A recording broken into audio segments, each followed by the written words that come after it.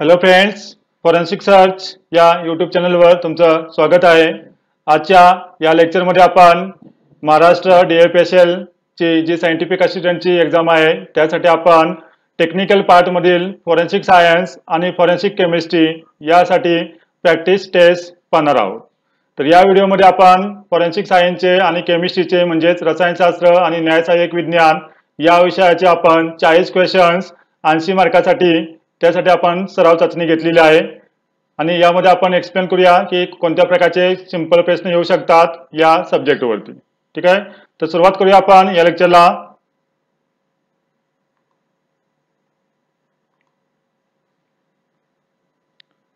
तर पहिले क्वेश्चन्स आहेत आपल्याकडे 40 क्वेश्चन्स. आपल्या सर्वांना माहित आहे टेक्निकल पार्टमध्ये 40 प्रश्न 80 मार्काला येणार आहेत. त्यापैकी आपण या लेक्चरमध्ये 20 प्रश्न हे फॉरेन्सिक सायन्सचे आणि 20 प्रश्न हे केमिस्ट्रीचे घेतलेले आहेत. तर टोटल आपल्याला 40 + 40 80 मार्काचे क्वेश्चन्स या टेस्ट सिरीजमध्ये पाहायला मिळतील. तर सुरुवात करूया आपण क्वेश्चन नंबर 1 पासून. पहिला क्वेश्चन आहे आपला फॉरेन्सिक सायन्स मधले आपण सिंपल बेसिक क्वेश्चन्स आजच्या या टेस्ट सिरीजमध्ये पाहणार आहोत. यानंतरच्या सेकंडच्या टेस्ट सिरीजमध्ये आपण ॲडव्हान्स लेवलचे क्वेश्चन पाहूया. तर पहिला प्रश्न आपला तो म्हणजे the word forensic is derived from. Forensic science मधला जो वर्ड फॉरेन्सिक आहे तो कोणत्या शब्दापासून डिराइव्ह केलेला आहे? त्यासाठी ऑप्शन 4 दिलेले आहेत. ए मध्ये आहे ग्रीक वर्ड आहे तो फॉरेन्सिस, बी मध्ये आहे लॅटिन वर्ड आहे फॉरेन्सिस, सी मध्ये लॅटिन म्हणजे फोरम आणि डी मध्ये म्हटलेला आहे फ्रेंच वर्ड आहे फॉरेन्सिस. तर आपल्या सर्वांना माहिती आहे फॉरेन्सिक सायन्स मधला जो फॉरेन्सिक वर्ड आहे तो वर्ड आपण लॅटिन वर्ड आहे, त्याचं मिनिंग हा लॅटिन वर्ड आहे फॉरेन्सिस, त्याचं मिनिंग होतं फोरम. ठीक आहे, म्हणजे ग्रुप ऑफ पीपल जे काही एकत्र यायचे आणि न्याय निवाडा करायचे, त्याच्यावरूनच या फॉरेन्सिकचंच नाव फॉरेन्सिक असं पडलेलं आहे. ठीक आहे, हा पहिला सिंपल प्रश्न झाला बेसिकवाला. सेकंड क्वेश्चन पाहूया आपण. Sherlock Holmes a famous fiction story was written by. Sherlock Holmes सर्वांना माहित असेल, फिक्शन स्टोरी मस्त आहे. तर हे कोणी लिहिलेले आहे? पहिला ऑप्शन आहे सर फ्रान्सिस गाल्टन, बी मध्ये आहे sir Edward Richard Henry, C मध्ये आहे सर आर्थर कॅनन डॉयल आणि डी मध्ये आहे sir Edmund Locard. Sir Sherlock Holmes ही एक डिटेक्टिव्हची स्टोरी आहे. ठीक आहे, त्याच्यामध्ये प्रत्येक गुन्ह्याचा तपास करत असताना तो सायंटिफिक पद्धतीने वैज्ञानिक पद्धतीने करत असतो. म्हणजेच गुन्ह्याचा तपास करताना विज्ञानाचा वापर इथे केलेला आहे या शेरलॉक होम्स या सिरीजमध्ये. आणि ही series sir Arthur Conan Doyle यांनी ही स्टोरी लिहिलेली होती. ठीक आहे, नंतर थर्ड क्वेश्चन आपला dash dash is known as father of forensic toxicology. Forensic सायन्समध्ये वेगवेगळ्या डिव्हिजन्स असतात, त्यापैकी फॉरेन्सिक टॉक्सिकोलॉजी एक महत्त्वाची डिव्हिजन आहे. या डिव्हिजनमध्ये आपण विषांचा अभ्यास करतो म्हणजे स्टडी ऑफ पॉयझन्स, त्याला आपण टॉक्सिकोलॉजी असं म्हणतो. तर त्याचे फादर कोण आहेत? ऑप्शन ए मध्ये फ्रान्सिस गाल्टन आहे, बी मध्ये मॅथ्यू ऑर्पिला, सी अल्फॉन्सो बटिलॉन आणि डी मध्ये केल्विन गोडार्ड. तर फॉरेन्सिक टॉक्सिकोलॉजीचे फादर आहेत ते म्हणजेच मॅथ्यू ऑर्पिला. इथे जे ऑप्शन दिलेले आहेत बाकीचे ए बी सी त्यांनाही आपण कव्हर केलेले आहेत. मग ज्या त्या प्रश्नामध्ये आपण त्यांची उत्तरं पाहून घेऊया. ठीक आहे, तर मॅथ्यू ऑर्पिला आहे त्यांना आपण फादर ऑफ फॉरेन्सिक टॉक्सिकोलॉजी असं म्हणतो. नेक्स्ट क्वेश्चन आपला चौथा तो म्हणजे dash dash is known as father of fingerprint. मराठीमध्ये आपण त्याला अंगुली मुद्रा म्हणतो. फिंगरप्रिंटचे फादर कोण आहेत? इथे आपल्याला 4 ऑप्शन दिसतील, Alphonso Bertillon, Calvin Goddard, Albert Osborn आणि फ्रान्सिस गाल्टन. तर फादर ऑफ फिंगरप्रिंट त्यांना आपण फ्रान्सिस गाल्टन यांना म्हणतो फादर ऑफ फिंगरप्रिंट. तर या लेक्चरमध्ये आपण सगळे सिंपल बेसिक क्वेश्चन्स घेतलेले आहेत. नेक्स्ट क्वेश्चन आपला 5 नंबरचा तो म्हणजे the human blood groups were discovered by. ठीक आहे, जे वेगवेगळे ब्लड ग्रुप्स आहेत ते ब्लड ग्रुप कोणी शोध लावला त्याचा?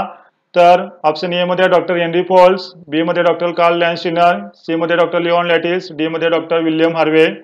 तर जो ऑप्शन बी आहे डॉक्टर कार्ल लँडस्टीनर यांनी रक्तगटाचा शोध लावला होता. रक्तगट ए नंतर बी आणि ए बी यांचा शोध यांनी लावलेला आहे. ठीक आहे, इथं ऑप्शन डी मध्ये डॉक्टर विल्यम हार्वे आहे, ते पण रक्ताशी संबंधित आहे परंतु त्यांनी जी रक्ताभिसरण संस्था होती तिचा शोध लावलेला आहे.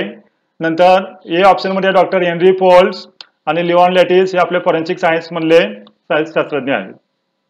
तर नेक्स्ट क्वेश्चन आहे dash dash is known as father of forensic ballistics. Forensic ballistics मध्ये आपण study of weapons fire arms असतात त्यांचा आपण स्टडी करतो आणि त्याचे फादर आहे ते म्हणजे केल्विन गोडार्ड. ठीक आहे, हे अमेरिकन आर्मीमध्ये होते. केल्विन गोडार्ड यांनी कंपॅरिझन मायक्रोस्कोपचा शोध लावला होता. 2 बुलेट्स असतात ते कोणत्या वेपनमधून फायर केल्या हे शोधण्यासाठी, म्हणून त्यांना आपण फादर ऑफ फॉरेन्सिक बॅलिस्टिक्स असं म्हणतो. नंतर 7 नंबरचा क्वेश्चन आहे brain mapping test one of the most important test in forensic psychology was discovered by. Forensic टॉक्सिकोलॉजीमध्ये वेगवेगळ्या टेस्ट करतो आपण, brain mapping, lie detection, narco test. तर त्यापैकी ब्रेन मॅपिंग चाचणीचा शोध कुणी लावला? त्यासाठी ऑप्शन दिले आहेत बघा. ए मध्ये आहे डॉक्टर लिओन लॅटिस, बी मध्ये आहे डॉक्टर लॉरेन्स फार्वेल, सी मध्ये आहे डॉक्टर लिओन लॅटिस, डी मध्ये आहे डॉक्टर लालजी सिंग. ठीक आहे. तर ब्रेन मॅपिंग चाचणीचा शोध लावला होता डॉक्टर लॉरेन्स ए फार्वेल यांनी. हे अमेरिकेचे न्यूरोलॉजिस्ट होते, त्यांनी या ब्रेन मॅपिंग चाचणीचा शोध लावला. ठीक आहे. डॉक्टर लिओन लॅटिस यांनी वाळलेले रक्त असतं, ड्राय ब्लड, त्याचं ब्लड ग्रुपिंग काढण्याची पद्धत सांगितली होती. ठीक आहे, लिओन लॅटिसनी. आणि डॉक्टर लालजी सिंग आहे ते आपले डीएनए टेक्नॉलॉजीशी संबंधित आहे. नेक्स्ट क्वेश्चन बघूया आपण 8 नंबरचा. Select the correct pair with respect to the lie detection test और polygraph test. Lie detection test किंवा पॉलिग्राफ टेस्ट एखादा व्यक्ती खोटं बोलतो का नाही ते शोधून काढण्यासाठी आपण यूज करत असतो फॉरेन्सिक सायकोलॉजी डिव्हिजन मध्ये. तर त्याचा शोध लावला आहे. ऑप्शन बी इथं बरोबर आहे, जॉन लार्सन आणि लिओनार्डो किलर यांनी. पाहूया आपण नेक्स्ट क्वेश्चन. 9 नंबरचा क्वेश्चन आपला. Select the correct option with respect to DNA test. ठीक आहे. फॉरेन्सिक सायन्स मध्ये डीएनए टेस्ट केली जाते. एखाद्या मुलाचे आई वडील कोण आहेत हे शोधण्यासाठी वगैरे आपण डीएनए टेस्ट करत असतो. तर डीएनए टेस्टशी संबंधित खालीलपैकी कोण आहे? तर डीएनए टेस्टचा सुरुवातीला अलेक्स जेफ्री यांनी ही चाचणी केली होती. ठीक आहे, म्हणून अलेक्स जेफ्री हे इथं महत्वाचे आहे. फ्रेडरिक मिशर हे पण महत्वाचेच आहे डीएनएची. तर त्यांच्यासाठी आपण पुढचा ऑप्शन घेतलेला आहे, तो म्हणजे question who discovered the DNA. ठीक आहे, डीएनएचा शोध कुणी लावला? सिंपल डीएनएशी संबंधित आहे म्हणून आपण इथे हे घेतोय. तर आपल्या सगळ्यांना माहित असेल 1869 साली फ्रेडरिक मिशर यांनी डीएनएचा शोध लावला होता. डीएनए चाचणी महत्वाची असल्यामुळे डीएनएशी संबंधित जेवढे आपल्याला क्वेश्चन्स किंवा पॉइंट्स असतील ते इथं कव्हर करणं महत्वाचे आहे. नंतर नेक्स्ट क्वेश्चन आहे तो म्हणजे world first fingerprint bureau was established at. History and development of forensic science त्याच्यामधला हा क्वेश्चन आहे. तर जगातील पहिला फिंगरप्रिंट ब्युरो कुठे स्थापन करण्यात आला? ऑप्शन ए मध्ये आहे USA, बी मध्ये इंग्लंड आहे, सी मध्ये स्कॉटलंड यार्ड आणि डी मध्ये इंडिया आहे. तर जगातील पहिला फिंगरप्रिंट ब्युरो लक्षात घ्या आपल्या भारतामध्ये स्थापन करण्यात आला होता. त्याच्यामुळे option D is a correct one. The next question आहे बघा हिस्ट्री मधलाच. The first state forensic science laboratory in India was established at. तर भारतातील फॉरेन्सिक सायन्स लॅबोरेटरीमध्ये म्हटले कुठे स्थापन झाली आणि ती स्टेट फॉरेन्सिक सायन्स लॅबोरेटरी आहे. लक्षात घ्या फॉरेन्सिक सायन्स लॅबोरेटरी एकतर स्टेटमध्ये असतात आणि सेंट्रलला असतात. सेंट्रलला असतात त्यांना आपण central forensic science laboratory CFSL म्हणतो, CFSL. आणि जे राज्यात आहे तिला आपण स्टेट फॉरेन्सिक सायन्स लॅबोरेटरी म्हणतो. तर पहिली स्टेट फॉरेन्सिक सायन्स लॅबोरेटरी स्थापन झाली होती ती म्हणजे कलकत्ता येथे 1952 साली. ठीक आहे, त्याच्यामुळे ऑप्शन डी हा आपला इथं करेक्ट ऑप्शन आहे. 1952 साली भारतातील पहिली state forensic science laboratory Calcutta येथे स्थापन झाली होती. तर नेक्स्ट क्वेश्चन आपला तो म्हणजे फुल फॉर्म ऑफ GEQD. GEQD हे एक महत्वाचं आहे फॉरेन्सिक सायन्स मध्ये. तर पहिल्या ए ऑप्शन मध्ये म्हटलंय general expert of question document, B मध्ये आहे government expert of question document, C मध्ये आहे government examiner of question document आणि डी ऑप्शन मध्ये आहे गव्हर्नमेंट एक्सप्लोजन क्वांटिटी डिटेक्टर. त्याचा फुल फॉर्म काय आहे या GEQDचा? तर option C is a correct one, that is government examiner of question document. मराठीमध्ये आपण यांना वादग्रस्त दस्तावेज असं म्हणतो. यामध्ये आपण हस्ताक्षर असतील म्हणजे सिग्नेचर अनालिसिस असेल किंवा हस्ताक्षर म्हणजेच हँडरायटिंग असेल यांचं आपण अनालिसिस वगैरे या क्वेश्चन डॉक्युमेंट या ठिकाणी करत असतो. नंतर नेक्स्ट क्वेश्चन आहे तो म्हणजे in which of the following city CFSL is not existed. CFSL म्हणजे सेंट्रल फॉरेन्सिक सायन्स लॅबोरेटरी. तर खालीलपैकी कोणत्या शहरामध्ये सेंट्रल फॉरेन्सिक सायन्स लॅबोरेटरी नाहीये? ए ऑप्शन मध्ये आहे पुणे, बी मध्ये भोपाळ, सी मध्ये मुंबई आणि डी मध्ये गुवाहाटी. ठीक आहे, तर मुंबईमध्ये सेंट्रल फॉरेन्सिक सायन्स लॅबोरेटरी नाहीये. आपल्या महाराष्ट्रामध्ये पुणे इथे आहे, नंतर मध्य प्रदेशमध्ये भोपाळ आणि आसाम गुवाहाटी या ठिकाणी सेंट्रल फॉरेन्सिक सायन्स लॅबोरेटरी आहेत. ठीक आहे, महाराष्ट्रामध्ये स्टेट फॉरेन्सिक सायन्स लॅबोरेटरी मुंबईमध्ये आहे. बरोबर आहे, त्याच्यामुळे इथं सी ऑप्शन हा फॉरेन्सिक सायन्स लॅबोरेटरी नसणारा, सेंट्रल फॉरेन्सिक सायन्स लॅबोरेटरी नसणारा ऑप्शन आहे. तर नेक्स्ट क्वेश्चन आहे the first central forensic science laboratory in India was established at. मगाशी आपण स्टेट फॉरेन्सिक सायन्स लॅबोरेटरी पाहिले होते. आता सेंट्रल फॉरेन्सिक सायन्स लॅबोरेटरी भारतातील पहिली कुठे स्थापन झाली? मुंबई, दिल्ली, चेन्नई, कलकत्ता. तर सेंट्रल फॉरेन्सिक सायन्स लॅबोरेटरी सुद्धा पहिली स्थापन झाली होती भारतातील, ती म्हणजे कलकत्ता इथे स्थापन झाली होती आणि ती स्थापन झाली होती 1957 साली. ठीक आहे, तर कलकत्ता इथे स्टेट फॉरेन्सिक सायन्स लॅबोरेटरी आणि सेंट्रल फॉरेन्सिक सायन्स लॅबोरेटरी पहिल्यांदा स्थापन झालेले आहे. स्टेट 1952 ला आणि सेंट्रल 1957 ला स्थापन झालेले आहे. नेक्स्ट क्वेश्चन आहे तो म्हणजे recently new central forensic science laboratory in India is established at. ठीक आहे, नवीन फॉरेन्सिक सायन्स लॅबोरेटरी कुठे स्थापन झाली किंवा स्थापन करण्याचा निर्णय केलेला आहे? ठीक आहे, तर ऑप्शन ए मध्ये हैदराबाद, बी मध्ये बँगलोर, सी मध्ये झारखंड, डी मध्ये जम्मू काश्मीर. तर जम्मू काश्मीर या राज्यामध्ये नवीन सेंट्रल फॉरेन्सिक सायन्स लॅबोरेटरी स्थापन करण्यात आलेली आहे 2023 साली, गेल्या वर्षी.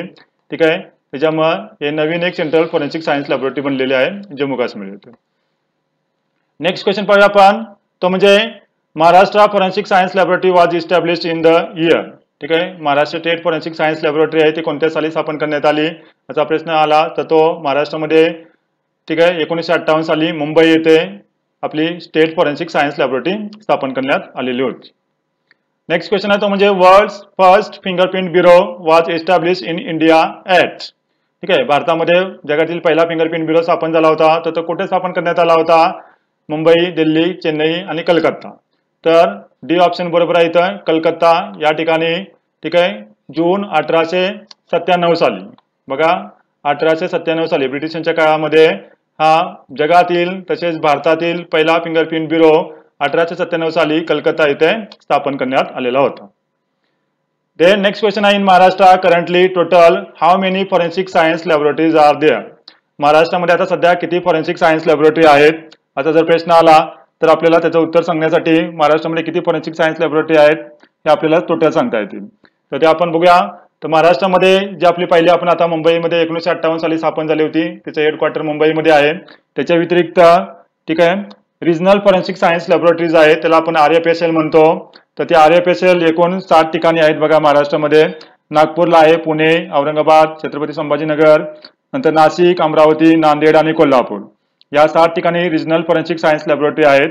आणि आता मिनी फॉरेन्सिक सायन्स लॅबोरेटरी स्थापन झालेले आहेत. ठीक आहे, ते म्हणजे ठाणे, रत्नागिरी, धुळे, चंद्रपूर आणि सोलापूर या 5 ठिकाणी. 7 आणि 5 12 आणि एक मुंबईचं हेडक्वार्टर, असे एकूण महाराष्ट्रामध्ये 13 फॉरेन्सिक सायन्स लॅबोरेटरी आहेत असं म्हटलं तरी चालेल. देन नेक्स्ट क्वेश्चन आहे 10वा, तो म्हणजे first central fingerprint bureau in India was established at. ठीक आहे, सेंट्रल फिंगरप्रिंट ब्युरो CFPB म्हणतो त्याला आपण इन शॉर्टमध्ये. तो पहिला कुठे स्थापन झाला होता?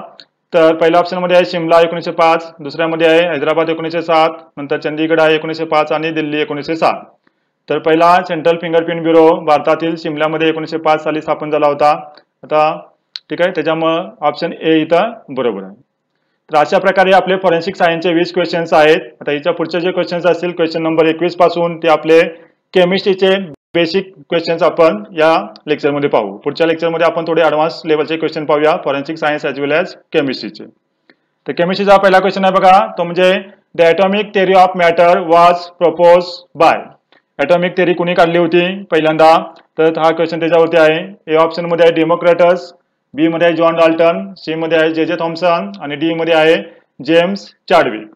तर सर्वांना माहित असेल ॲटॉमिक थिअरी पहिल्यांदा जॉन डाल्टन यांनी सांगितली होती, त्याच्यामुळे option B is a correct one. ठीक आहे. देन नेक्स्ट क्वेश्चन आहे बघा, isotopes can be defined as atoms of the same elements having dash dash dash. Isotopes आपण कोणाला म्हणतो?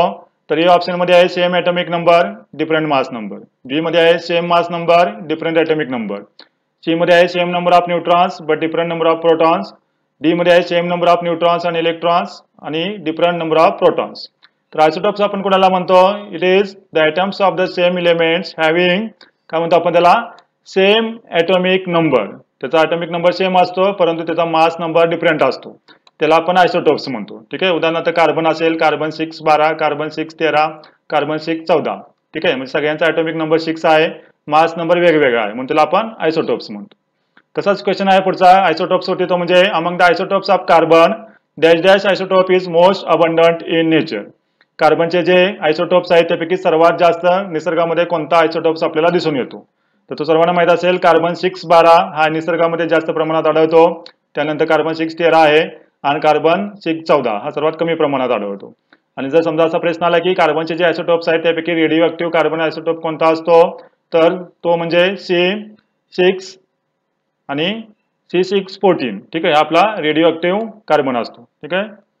नेक्स्ट क्वेश्चन पाहिजे आपण, तो म्हणजे octet rule was developed or propose by. Octet rule कोणी सांगितला? ए ऑप्शन मध्ये आहे मेंडेलिव्ह, बी मध्ये आहे मोस्ले, सी मध्ये आहे लेविस आणि डी मध्ये आहे जॉन डाल्टन. तर ऑक्टेट रूल सर्वांना माहित असेल, लेविस यांनी सांगितला होता. ऑक्टेट रूल म्हणजे काय असतो? जर जो कुठला आपला एलिमेंट आहे त्याच्या आउटर मोस्ट शेलमध्ये मॅक्सिमम 8 इलेक्ट्रॉन्स असतात ठीक आहे, आणि त्याच्यानंतर 8 इलेक्ट्रॉन झाले की तो स्टेबल होतो, हा ऑक्टेट रूल सांगतो. ठीक आहे, त्याला अपवाद फक्त हेलियम आहे, त्याच्या आउटरमोस्ट सेलमध्ये 2 इलेक्ट्रॉन म्हणजे 2च इलेक्ट्रॉन्स असतात. ठीक आहे, तर हा ऑक्टेट रूल आहे तो लेविसने सांगितलेला होता. नेक्स्ट क्वेश्चन आपला तो म्हणजे the amount of energy required to break 1 mole of bond by 1 mole of bond of 1 type is known age.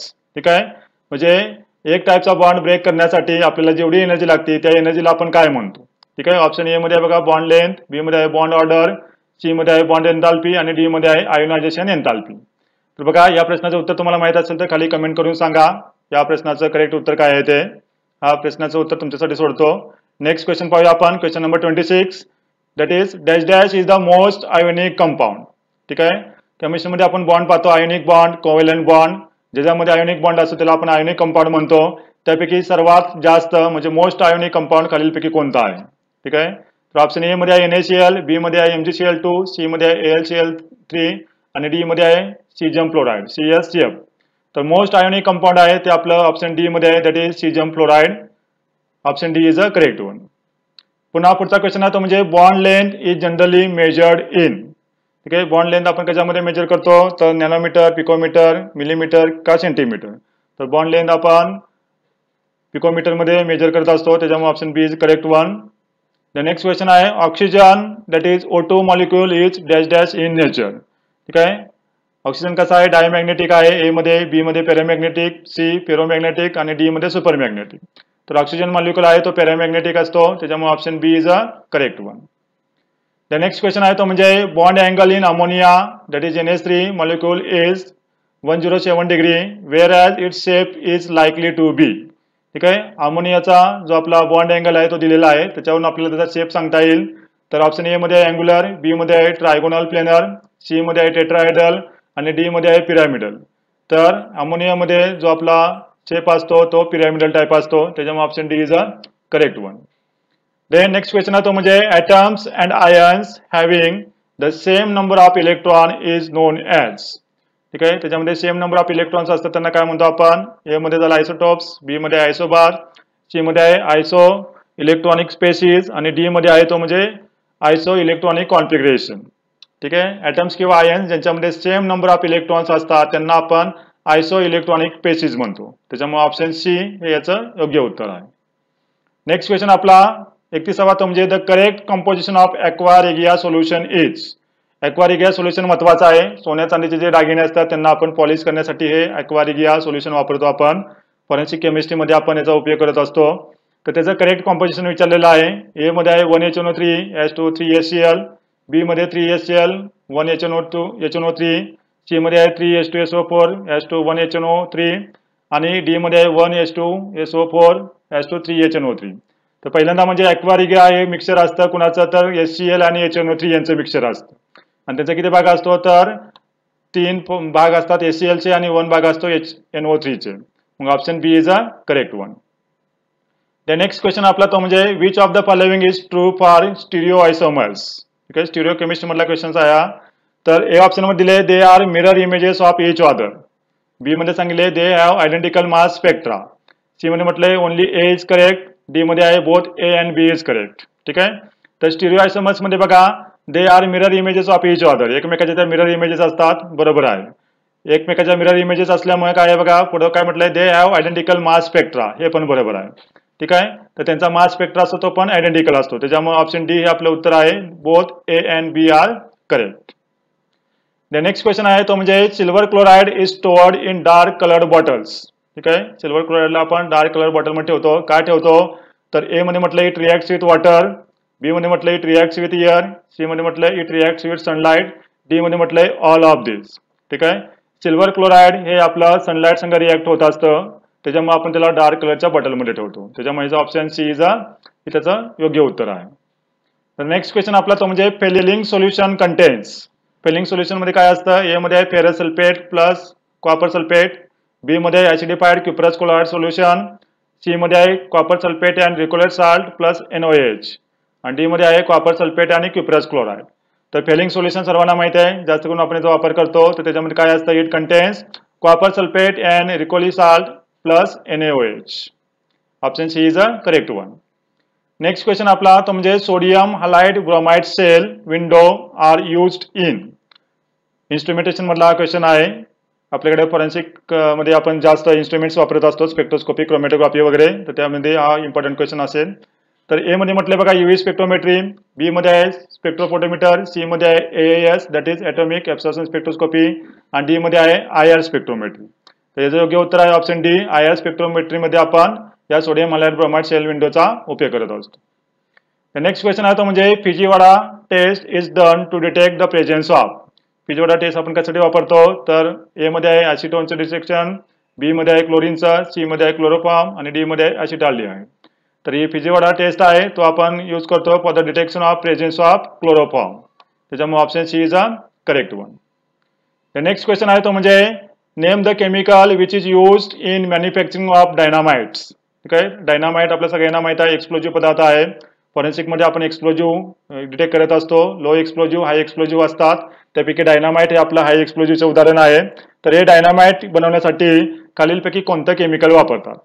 तर ए मध्ये म्हटले नायट्रोग्लिसरीन, बी मध्ये आहे नायट्रोबेन्झिन, सी मध्ये आहे पिक्रिक ऍसिड आणि डी मध्ये आहे ग्लिसरॉल ट्राय नायट्रेट.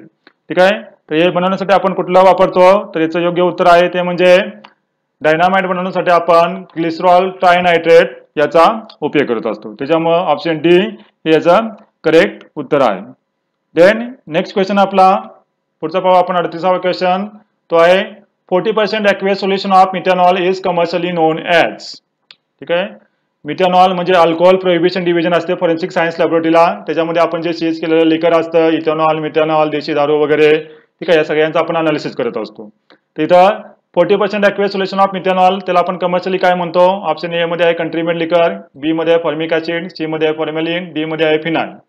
तर या सोल्युशनला म्हणजे 40% ॲक्वेस सोल्युशन ऑफ मिथेनॉल असतं त्याला आपण कमर्शियली फॉर्मॅलिन असं म्हणत असतो. तर नेक्स्ट क्वेश्चन आहे तो म्हणजे which of the following is not part of a monochromator. हा पण इन्स्ट्रुमेंटेशन वाला क्वेश्चन आहे. ए मध्ये आहे ग्रेटिंग्स, बी मध्ये आहे फोटो इमिसिव्ह ट्यूब पीएमटी थोडक्यात, सी मध्ये आहे कोलिमेटर आणि डी मध्ये आहे एंट्रास स्लिट. ठीक आहे, तर मोनोक्रोमॅटरचा पार्ट कोणी नाही असं म्हटलेलं आहे. ठीक आहे, तर ग्रेटिंग, कोलिमेटर आणि एंट्रान्स स्लिट हे सगळे पार्ट आहेत. फक्त फोटो इमिसिव्ह ट्यूब पीएमटी हा मोनोक्रोमॅटरचा पार्ट नाही आहे. त्याच्यामुळे ऑप्शन बी हा इथं करेक्ट उत्तर आहे. नेक्स्ट क्वेश्चन आहे alcohol is oxidise to acetaldehyde in the liver by. ठीक आहे, अल्कोहोलचं काय होतंय, ऑक्सिडेशन होतंय आणि त्याच्यापासून आपल्याला ॲसिटाल्डिहाइड मिळतो.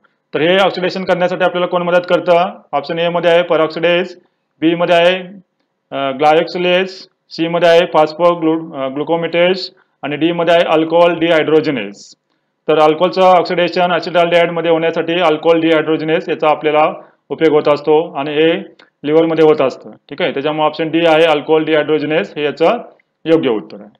तर बघा अशाच पद्धतीने आपल्याकडे टेस्ट सिरीज चालू झालेला आहे. या टेस्ट सिरीज मध्ये आपण टेक्निकल सिलेबस जो आपला फॉरेन्सिक सायन्स म्हणजे न्यायसहाय्यक विज्ञान आणि आपला जो केमिस्ट्री म्हणजे रसायनशास्त्र आहे याच्यावरती आपण या टेस्ट सिरीज मध्ये आपल्याला प्रॅक्टिससाठी टेस्ट सिरीज सुरू केलेली आहे. तसेच आपल्याकडे सायंटिफिक असिस्टंटसाठी जो टेक्निकलचा सिलेबस आहे त्याच्यामधला जो फॉरेन्सिक सायन्स हा महत्त्वाचा भाग आहे त्याच्यासाठी आपल्याकडे रेकॉर्डेड बॅच पण उपलब्ध आहे. ठीक आहे, जे कोणी इंटरेस्टेड असेल ते या नंबरवरती तुम्ही कॉन्टॅक्ट करून पुढची माहिती घेऊ शकता. तर विद्यार्थी मित्रांनो, तुम्हाला हे लेक्चर कसं वाटलं, आपल्याला हे टेस्ट कशी वाटली याच्यावरती तुम्ही खाली कमेंट करून नक्की कळवू शकता. पुढच्या लेक्चरमध्ये आपण याच्यापेक्षा जास्त ॲडव्हान्स लेवलचे क्वेश्चन पाहूया. तोपर्यंत सर्वांना नमस्कार. ठीक आहे, तर इथं आपण स्टॉप करूया. थँक्यू.